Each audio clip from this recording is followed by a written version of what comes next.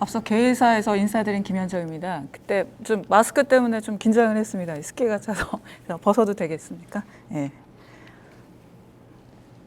사실 오늘 일본의 고령자 커뮤니케어와 식생활 관리를 주제로 되었습니다만 저는 커뮤니케어보다는 이제 그 일본에서 1998년도에 일본에 건너갔습니다.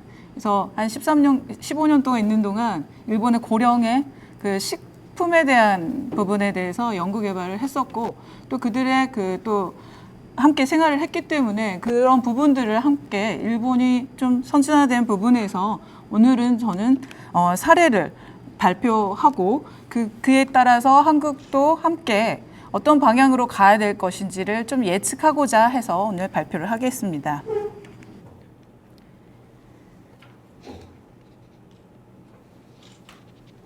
여러분들 이미 세계의 고령화는 급증하고 있고 가장 먼저 일본이 초고령 사회로 진입한 것은 모두 알고 계실 것입니다.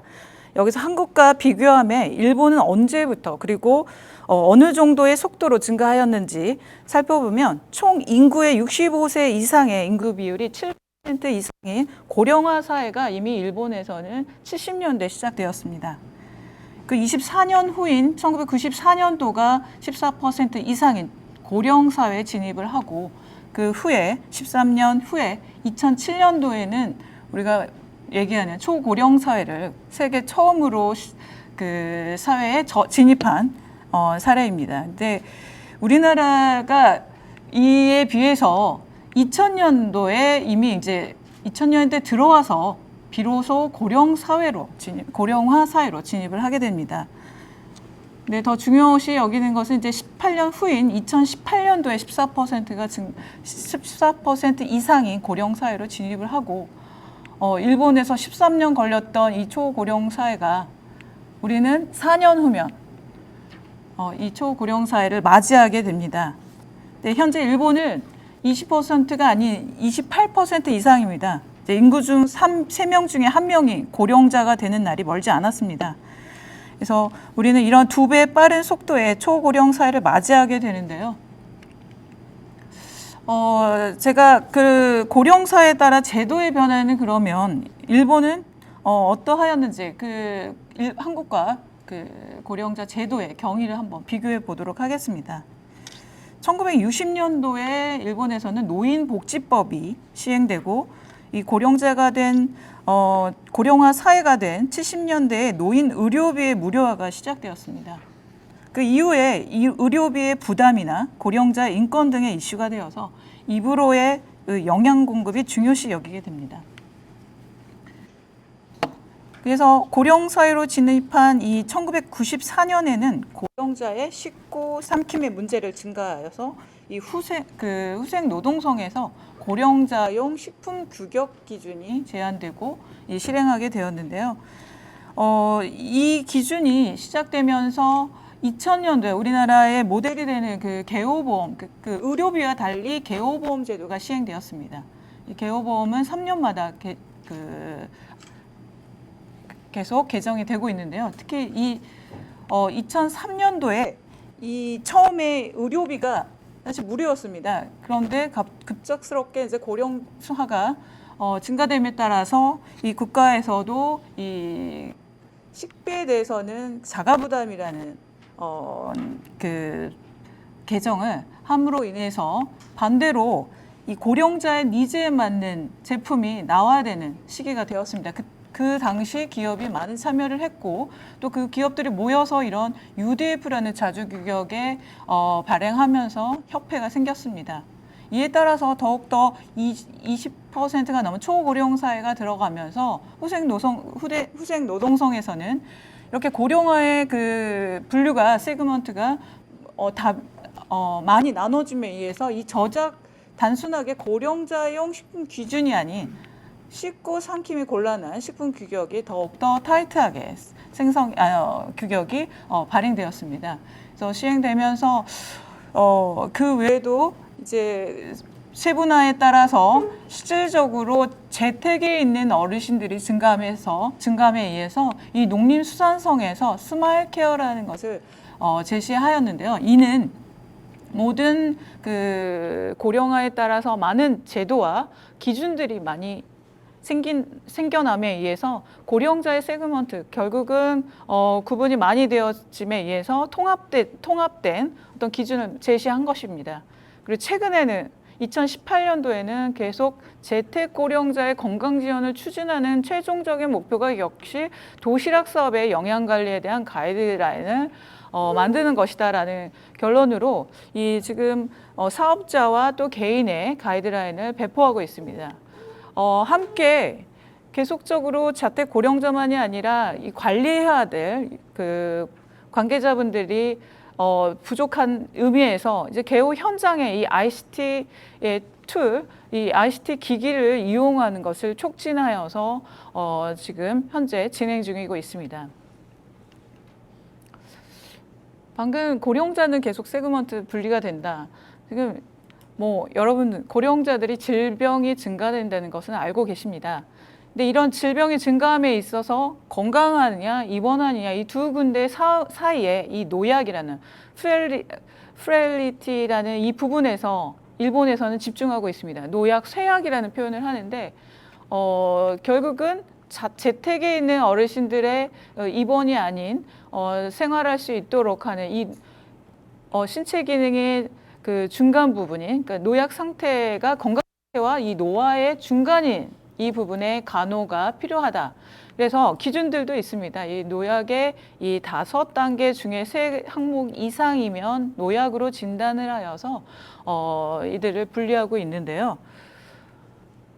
실질적으로 이 그림에서도 알 수 있습니다. 뭐 고령자는 아이들과 다릅니다. 이 아이들은 성장함에 있어서 이 연령에 맞춰서 성장하지만 고령자가 나이가 들면서 신체가 감퇴하는데 이는 여기서 말씀드리는 이 11%란 자립할 수 있는 레벨이 건강하게 본인 스스로가 생활할 수 있는 부분이 11%라면 여기서 급격히 떨어지는 그 질환을 가지고 자립 레벨이 급격히 떨어지는 부분이 20%라고 표현을 합니다.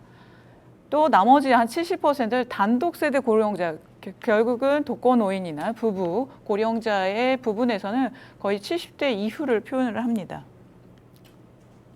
이렇게 해서 일본에서는 고령자도 전기와 후기로 많이 나누어집니다. 이 전기 때 보여줄 수 없었던 그 65세 이상에서는 아직까지 나타나지 않은 부분들이 후기 고령자에서 급격히 떨어진다. 이런 부분들에 의해서도 일본의 그 영양 기준도 65세 이상과 75세 이상의 전기와 후기로 나눠지고 앞서 보여드렸던 노약, 이 그 건강 상태에 따라서도 또 구분이 나눠집니다. 그 중에서 가장 소화기계 변화 중에서 저작 연화 기능에 대해서 계속 언급한 이유가 있습니다.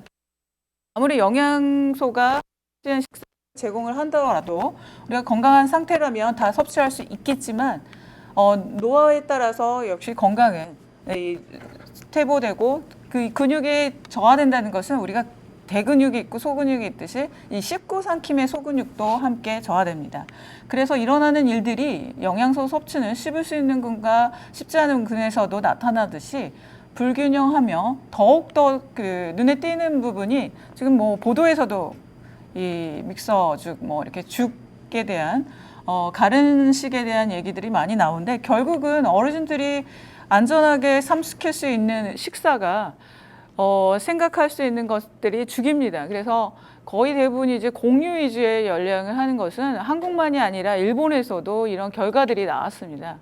그래서 이렇게 보면 다음에서 보면 이 한국과 일본의 치아 상태는 다르다 이렇게 표현하는데 결국은 제가 말씀드리고 싶은 건 치아가 음식을 씹는 것이 아니라 이 근육의 이 씹을 수 있는 능력이게 되는 거죠. 그래서 실질적으로 데이터에서도 무엇이든 씹을 수 있는 사람이 점점 60대 이후부터 급격히 떨어지고 또한 치아를 보유하고 있는 사람들의 비율도 마찬가지로 60대 이후에 급격히 떨어진다.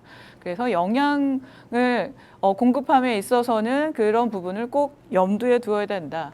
그리고 의료기관에 입원한 후에 거의 대부분이 재택에서 이 의료를 포함하고 있다는 부분에서 이 일본에서는 더욱더 이 재택에 있는 어르신들의 영양 체제에 준한 도시락 서비스의 니즈가 증가되고 있다. 이는 가장 중요한 것이 가정에서의 조리 시간이 감소되고 의료와 개호의 재택화가 되는 것이 큰 문제입니다. 예전에 이 데이터에서 이 도시락 시장이 거의 1조 시장이라고 했던 것이 최근에 2조까지 올라왔습니다.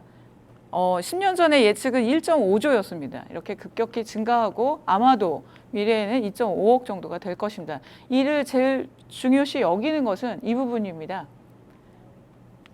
재택에서 도시락을 원하지만 그 안에서 일반적으로 건강하신 분들이 있습니다만 시설에 이런 병원이나 요양원에서 준한 영양관리를 희망하는 분들이 더욱더 증가할 것이라는 예측입니다.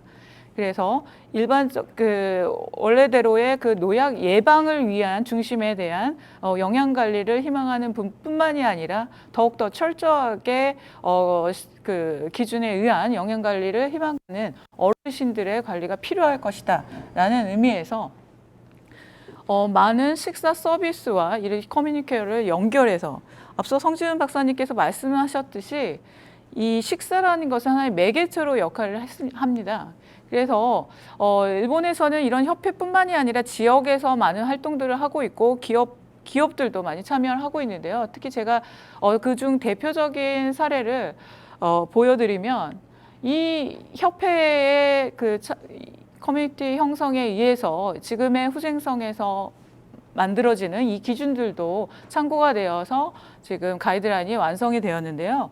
이들이 1985년도에 설립해서 목표는 이 커뮤니케어의 이 공동체에 사는 어르신이 스스로가 참여하여서 이 고령자의 식생활을 지원하는 활동을 의의를 가지고 고령사회에 대응할 수 있는 식사 서비스로 키워가는 것을 목표로 하고 있습니다.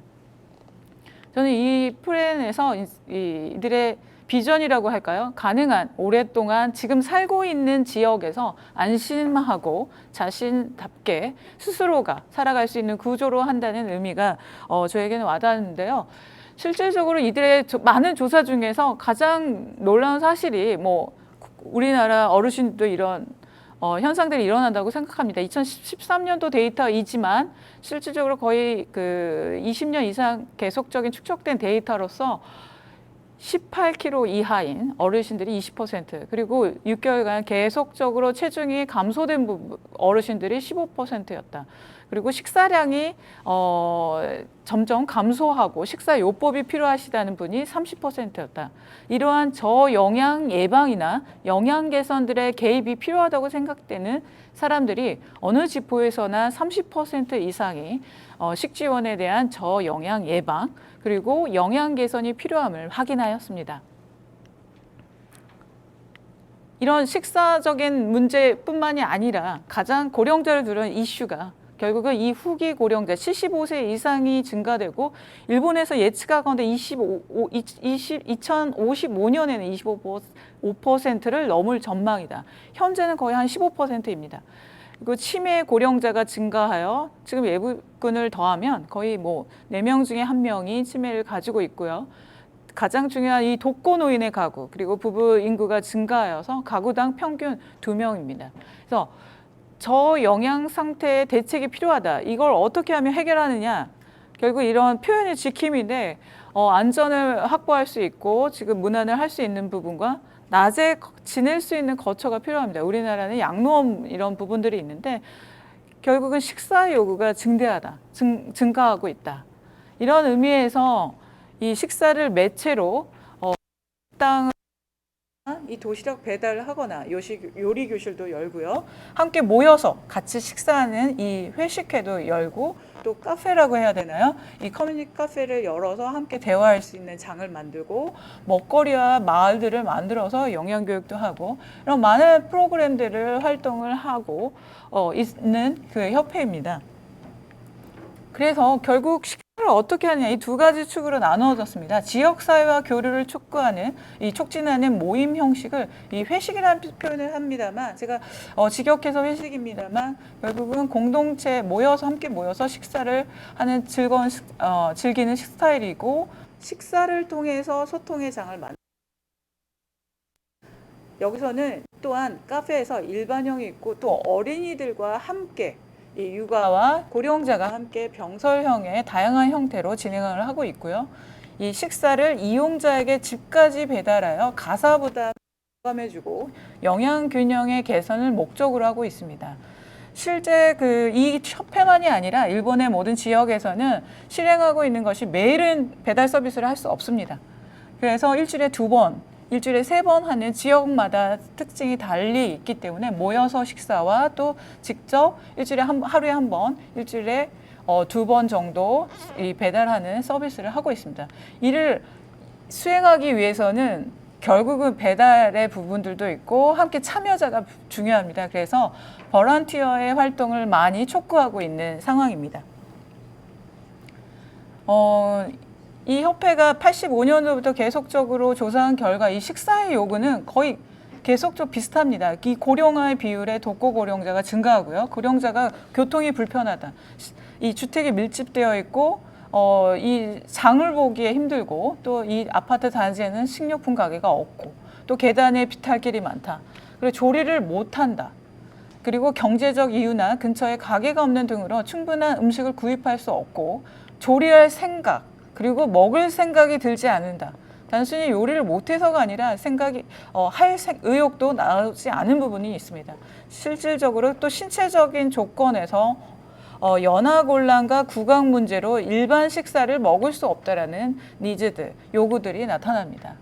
이러한 커뮤니티에 의해서 식사 서비스의 효과는 정리하면 하루에 한 끼 식사라도 균형 잡힌 식사를 확보할 수 있어서 안정감을 가질 수 있었다. 또한 독거 생활에서 누군가가 말을 걸어주는 안심감, 그리고 담당자로서 참가할 수 있고 지역 가치 삶에 있어서 만남을 창출하는 그런 지역적 유대가 강해짐으로 인해서 보호나 이런 지역 재난 방지에도 가능해졌다라는 결과를 내었습니다. 이런 활동들이 모여서 결국 이제 후생성에서는 지역 고령자 등의 건강 지원을 추진하는 도시락 사업의 영양 관리에 대한 가이드라인을 공포하였는데요. 이 2가지 가이드라인을 도시락 사업자용과 그리고 도시락을 이용하는 분들의 가이드라인을 나누어서 발표를 하였습니다. 결국은 지역 고령자들의 건강 지원을 추진하는 이 가이드라인인데요.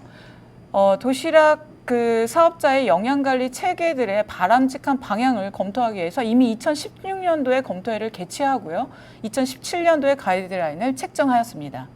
검토의 가장 중요한 점은 지역 고령자의 건강 지원으로 이어지기 위해 사업의 영양관리의 기본 방향을 일본 최초 국가에서 처음으로 정리하였다. 그래서 향후 이용이 증가될 것으로 예상되는 도시락의 선택과 이용을 통해서 지역 고령자 등이 적절한 자신의 영양 관리를 할 수 있도록 새롭게 사업자용과 또한 고령자 소비자의 2가지 가이드라인을 공포하고 지금 실질적으로 지역 고령자의 건강 지원을 추진하고 있습니다. 실질적으로 팜플렛을 작성해서 이 지단체나 홍보를 하고 있는데요. 이 자세한 내용을 오늘 좀 보고 드리고자 합니다. 이 도시락 업체분들이 꼭 해야 될 포인트, 이 2가지 점이 있는데 실질적으로 고령자에게 고려해야 되는 식단 작성, 우리가 요양원이나 병원에서 꼭 해야 되는 일들이죠. 영양소의 조절, 그리고 여기서는 중요한 부분이 이 식구 삼킴에 대해서는 꼭 들어갑니다. 그래서 물성을 조절한 이 조절식을 적용을 해야 된다. 그리고 조리는 조리사가 담당을 해야 되고 가장 중요한 또 위생 관리, 그 외에도 만약에 비상시나 어떤 식중독에 의해서 비상시 있을 때 다른 사업자가 대신할 수 있는 것들도 갖춰줘야 된다라는 중요 관리점을 얘기를 하고 있고, 또한 이용자와 제공자의 커뮤니케이션이 통해져야 됩니다. 그래서 이런 질문사항들을 만듭니다. 이용자가 확인해야 할 항목들이 있습니다. 필수 항목과 추진 항목이 있습니다. 기본적으로 필수 항목은 기본적인 정보와 신체 상황, 그리고 식사에 대한 상황 3가지 점입니다. 여기서 여러분들 좀 기본 정보를 보면 참 일본에서는 우리나라도 장기요양법에서 5단계로 나눠지는데 일본은 이 개호가 요 지원이 2단계고 개호가 5단계, 결국 7단계를 인정을 하고 있는 부분을 질문을 합니다. 또한 이 ADL과 IADL 들어보셨는지요? 이거 외국에서 일반적으로 요양 세계에서는 알 수 있는 부분인데요. 아주 비슷합니다. 실질적으로 스스로가 식사를 할 수 있는지, 그리고 세수를 할 수 있는지, 화장실을 갈 수 있는지, 이런 부분도 일상적인 생활 동작이라면 특히 이런 수단적 일상생활 동작에 대해서는 전화를 받을 수 있는지, 내가 이 식재료를 살 때 구분을 할 수 있는지, 또한 약을 잘 관리할 수 있는지, 아침, 점심, 저녁 잘 약을 먹을 수 있는지에 대한 항목들이 있습니다. 좀 보수적인 걸로 일본에서는 여기 항목 중에 조리를 한다거나 뭐 시장을 본다거나 또 이런 부분 남성을 제외한다고 하네요. 그래서 재미있는 얘기입니다만 이런 부분들 신체적인 것도 역시나 이 체중에 대해서는 먹지 못한 이 비만보다 이 먹지 못해서 이 저체중이 더 중요하기 때문에 이런 부분들이 있습니다. 여기에는 섭식연화 기능에 대한 부분들도 있습니다. 그러면 우리가 그 도시락을 이용하는 사람들은 어떤 것들이 중요하느냐? 앞서서 보여드리는 그런 중요 포인트보다는 간단하게 이 도시락 서비스의 목적에 대해서 이렇게 설명을 합니다. 매일매일 식사에 대해서 내용이 걱정되거나 준비가 어렵거나 구매가 어렵거나 또 영양소 밸런스가 좀 걱정이 된다. 그리고 어느 정도 먹어야 될지도 모르고 이런 분들은 한번 이 도시락 서비스를 활용해 보세요라는 거죠. 그리고 건강한 신체를 만드는 것은 식사다. 이런 플랜카드를 하면서 식생활 지침을 만듭니다. 이 식생활 지침은 이미 국가에서 식품의 기준에 대한 지침이 있습니다만 국민 개개인의 식생활을 개선하고 적극적인 활용을 위해서 이 문부 과학성, 후생 노동성, 농림 수상성이 연계하여서 이 식생활 지침을 마련합니다. 그래서 아래의 내용을 보면 상당히 기본적인 질문을 합니다. 식사를 즐기십니다. 뭐 하루의 식사 리듬으로 건강한 생활을 챙기세요. 뭐 적당한 수면을 하세요. 뭐 주식, 주찬, 부찬을 기본으로 균형 잡힌 식사를 하세요. 이런 부분들을 설명을 하면서 꼭 도시락 서비스 이용에 또 소비자의 포인트를 얘기합니다. 실질적으로 주문할 때 신체 상황이나 건강 상태를 확인하고 식사 선택할 때 의문이 생기면 사업자에게, 그러니까 도시락을 판매하는 제조하는 곳에게 확실히 물어보도록, 그리고 건강상의 이유로 식사 선택에 대한 불안이 있는 사람은 본인의 의사나 치과 의사에게 상담을 합니다. 일본에서는 이 재활학과나 이 의사 선생님도 있습니다만 특히 치과 의사분들이 치아의 상태가 아니라 구강 케어라는 부분에서 상당히 이 고령자와 이 연결이 많이 되어 있습니다. 그리고 이렇게 이용할 때에는 딱딱해서 삼키기 어렵거나 양이 많거나 적은 경우에는 주저하지 말고 사업자에게 의논한다. 그리고 몸 상태를 의논하고 제일 중요한 것은 도시락의 또 요리의 조합이나 양념, 또 이런 양들을 참고하여 일반적인 식사를 하실 때도 참고해서 식사를 하라라는 이런 유용하게 쓰라는 내용들을 포인트로 기록하고 있습니다. 그래서 이 선택함에 있어서도 거의 비슷한 내용입니다. 근데 이 마지막 장표가 중요하다고 저는 생각합니다. 단순하게 주문을 해서 섭취하고 끝나는 것이 아니라 지속적으로 이 도시락을 선택하는 소비자들에게 가장 중요한 것은 팔로우업, 지속적인 관리입니다.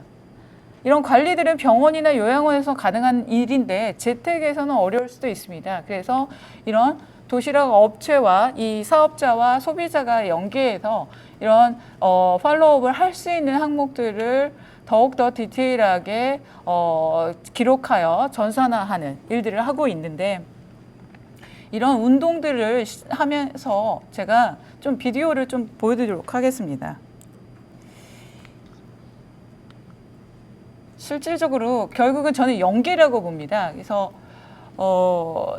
지역의 포괄 이 케어 시스템을 내실화하기 위해서 도시락 사업자와 영양사, 일본에서는 관리 영양사 그리고 영양사를 표현하는데 우리 임상 영양사와 영양사라고 할 수 있는데 이 지자체의 콜라보레이션이라는 표현으로 영양이 몸의 지역에 힘을 준다는 의미에서 같이 모여서 식사를 하고 지금 배식하는 분이 결국은 도시락 사업자가 되죠. 건강을 지원하는 것을 이렇게 같이 식사를 하면서 건강도 물어보고 하는 부분입니다. 이런 관리 영양사의 역할은 도시락 사업자가 더욱더 영양 관리를 잘할 수 있도록 서포트해 줍니다.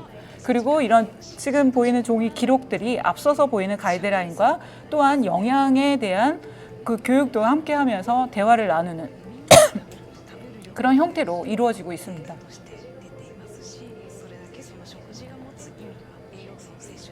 그래서 이런 홍보 자료를 이 자료는 일본 영양사 협회에서 만든 자료인데요. 함께 후생 노동성과 함께 모든 것들이 같이 움직이는 지역 포괄 케어 시스템을 구축하고 있습니다.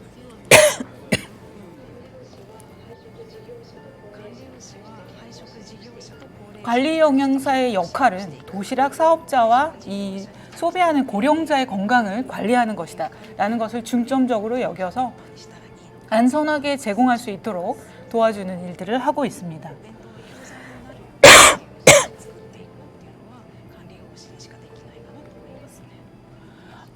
이런 도입들을 하면서 최종적으로 일본 후생성에서는 이 돌봄 현장을 갑작스럽게 ICT화를 진행하자라는 의미보다 이 시스템을 더욱더 체계화하는 의미에서 2018년도에 이 제가 서비스 사업소에 대한 소프트웨어 도입에 대한 안내서를 냅니다.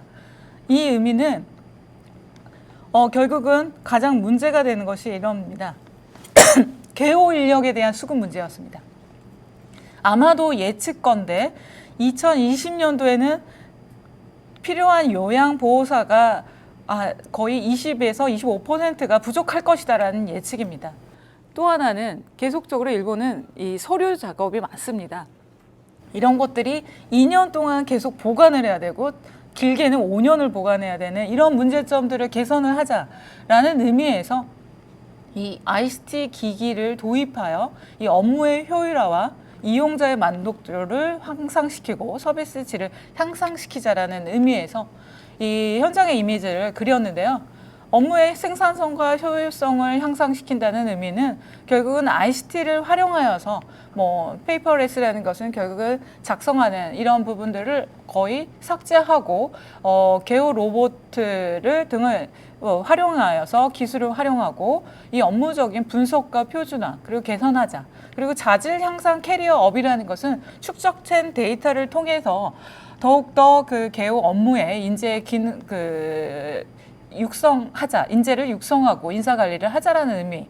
그리고 이용자 본인의 직업관이라는 것은 더욱더 이런 체계화되게 되면 이용자들이 더 좋은 서비스를 받을 수 있고 지역에서의 지속되는 사고 방지도 예방할 수 있을 것이다라는 그림을 그렸습니다. 하지만 실질적으로 계속적인 사업을 통해서 말씀하신 우리 성준 박사님께서도 계속 리빙랩에서 보여드린 것처럼 계속적인 실질적으로 이 과제를 수행함에 있어서 성과는 있었습니다만 문제가 있었습니다. 과제 이들에 대해서 사업소 운영의 질에 대한 것들이 향상되고 기록에 대한 것들이 없어지고 또한 정보 연계 공유에 대한 것들이 향상되었으나 문제는 사업소 운영의 업무에 관한 것이 PC의 문제점, 직장 내에서 룰이나 흐름이 문제가 생깁니다. 모든 제도들이 들어오면 거부합니다. 저부터가 이제 핸드폰을 계속 기술은 발전되지만 사용하는 것에 대해서 거부감을 갖게 된다거나 아니면 반대로 시스템이라는 것은 규제가 들어가게 되어서 이 관리하는 이 분들은 더욱더 거부할 수가 있습니다. 그래서 이런 여러 가지 문제점들이 있고요.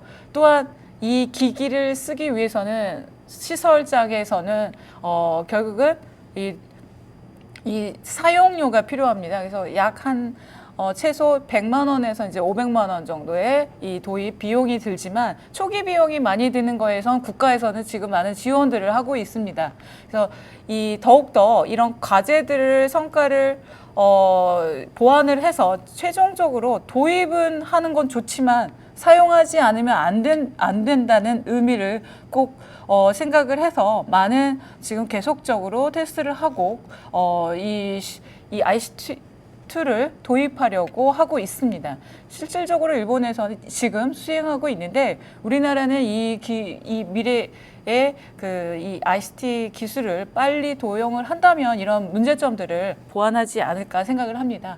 최종적으로 이 지역 고령자의 건강지원형 식사 서비스의 이 활용 이미지를 보면 그 전에 제가 이 ICT에 이걸 넣었습니다. 이 사진 속에 지역 고령자가 함께 식사하는 장소에서 결국은 단순한 식사 이 음식을 매체로서 이 재택에 있는 어르신들이 지역 전체에 참여할 수 있고 참여함으로 인해서 은둔 생활을 예방하고 사회 참가를 촉진시켜서 이 저영양 노인 예방을 하고 건강 만들기를 하자.